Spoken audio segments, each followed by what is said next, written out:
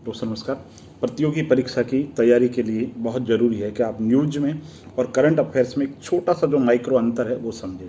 कैसे समझें? जैसे कि लोकसभा चुनाव है, लंबी चलने वाली प्रक्रिया है, न्यूज़ में चीज़ें रहती है, लेकिन बाद में लोकसभा के चुनाव के नतीजे आ जाता है, लोकसभा बन जाती है। तो वो जो बाद की जो दलीय स्थिति है वो करंट अफेयर्स है, जो कि परीक्षा के लिए जानना बहुत ज़्यादा ज़रूरी है। बीच में जो घटनाक्रम चलता है न्यूज़ में वो आपके लिए काम की नहीं है। कौन कहाँ से आगे चलने की जो संभावनाएं बताती है वो आपके काम की नहीं, आपके काम की है अंतिम नतीजा जो है वो महत्वपूर्ण है। तो प्रतियोगी परीक्षा की जो तैयारी करते हो उसमें न्यूज वाला नज़रिया नहीं होकर, न्यूज़पेपर वाला नज़रिया नहीं होकर के नज़रिया ये होना चाहिए करंट अफेयर्स के लिए अंत में घटना घट गई और मेरे लिए ये सूचना कैसे उपयोगी है, परीक्षा की जो उपयोगी है वो दृष्टि होनी बहुत ज़्यादा जरूरी है। मुख्य परीक्षा में बात करें तो न्यूज़पेपर का जो एंगल है, जो दृष्टिकोण है वो अलग होगा और आपका जो दृष्टिकोण है वो अलग होगा। प्रारंभिक परीक्षा की अगर बात करें तो न्यूज़पेपर में बहुत सी खबरें होती है, लेकिन आपको तय करनी है कि कौन सी खबर है जो बहुत ज़्यादा मायने रखती है, बार बार घटना घट रही है, बार बार चर्चा के अंदर रहती है, या कोई भी महत्वपूर्ण व्यक्तित्व जिसका निधन हो गया, बहुत बड़ा लीडिंग नाम हो जिसका, इसके अलावा कोई आयोग बना हो, कोई कमेटी बनी हो, है ना, किसी ने बहुत चर्चित पुस्तकें लिख दी। पुस्तकें एक साल के अंदर अगर मान लो 20,000 किताबें छपती है, जिसमें से 300-400 किताबें लोकप्रिय होती है ना, अच्छा नाम होता है जिनका, लेकिन 5 या 7 किताबें ऐसी होती है जो बहुत ज़्यादा चर्चा में रहती है। चर्चा का कारण क्या हो सकता है? चर्चा का कारण कंट्रोवर्सी हो सकती है, चर्चा का कारण बहुत बड़ा अवार्ड जो पुरस्कार है राष्ट्रीय और अंतर्राष्ट्रीय वो मिलने की वजह से हो सकती है। तो जो बहुत ज़्यादा चर्चा के अंदर है वो आपके लिए जानना बहुत ज़्यादा जरूरी है।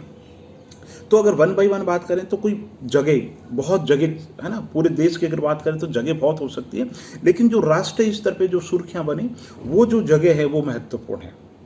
व्यक्ति की दृष्टि से बात करें तो भी, चाहे खेलकूद, चाहे राजनीति, चाहे समाज सेवा, चाहे प्रशासन, किसी भी क्षेत्र के अंदर जिसने असाधारण काम किया और राष्ट्रीय स्तर पे जो न्यूज का विषय जो बना है वो व्यक्तित्व आपके लिए महत्वपूर्ण है। तो आप न्यूज़पेपर के लिए न्यूज़ पढ़ो जरूर, लेकिन एक डायरी मेंटेन करो। डायरी के अंदर 20 से 25 कॉलम बना लो जिसके अंदर महत्वपूर्ण व्यक्तित्व, नियुक्तियों में राष्ट्रीय, अंतर्राष्ट्रीय, प्रांतीय स्तर की नियुक्तियां जिस पीसीएस की तैयारी कर रहे हो। इसके अलावा वित्त की खबर, राजनीति की खबर, विज्ञान और प्रौद्योगिकी की खबर, पर्यावरण और पारिस्थितिकी की खबर, है ना। जो जैसे मान लो पर्यावरण और पारिस्थितिकी का कॉलम है, उसमें आपको मिला मान लो कोई कछुए की जाति मिली है तो उसके अंदर लिखा क्योंकि पर्यावरण के अंदर जुड़ गया वो। इसी तरीके से सरकार कोई नया विधेयक लेकर के आई तो उसको संविधान वाले पोर्शन के अंदर लिख दिया। अर्थशास्त्र के अंदर सरकार ने कोई कमेटी बनाई हो तो वो अर्थशास्त्र वाले खंड में लिख दिया। तो आपका काम बहुत ज़्यादा ईजी हो जाएगा। न्यूज़पेपर से न्यूज़ पढ़ो, लेकिन दृष्टिकोण मत बनाओ। दृष्टिकोण बहुत तार्किक होना चाहिए, पूरी चीज़ों को समझो और फिर अपना दृष्टिकोण जो सिविल सेवक के रूप में प्रतियोगी परीक्षा की तैयारी के लिए जरूरी है वैसा दृष्टिकोण है वो आप बनाओ। ठीक है, प्रारंभिक परीक्षा की बात हो गई, यही बात मुख्य परीक्षा की हो गई। साक्षात्कार के लिए भी वही बात है, जो चीज़ें पढ़ रहे हो, है ना, तथ्य वही है, मुख्य परीक्षा का विश्लेषण वही है, उस विश्लेषण के अंदर चीज़ें जुड़ जाएगी जो भारत सरकार के निर्णय के अनुरूप हो, न्यायपालिका में विश्वास करने वाला हो, मानवाधिकार में विश्वास करने वाली और सोच, वैज्ञानिक प्रगतिशील सोच हो, ऐसी धारणा साक्षात्कार के लिए विकसित करनी जरूरी है। तो मोटा मोटी जो बातें हैं वो ये है, आप न्यूज़पेपर पढ़ो, न्यूज़पेपर के बाद के अंदर टीवी चैनल पे उस चीज़ को देख लो, उसके बाद में दर्पण या क्रॉनिकल जो मासिक पत्रिका पढ़ रहे उसको पढ़ लो और बाद के अंदर उसकी शॉर्ट के अंदर नोट्स बना लो।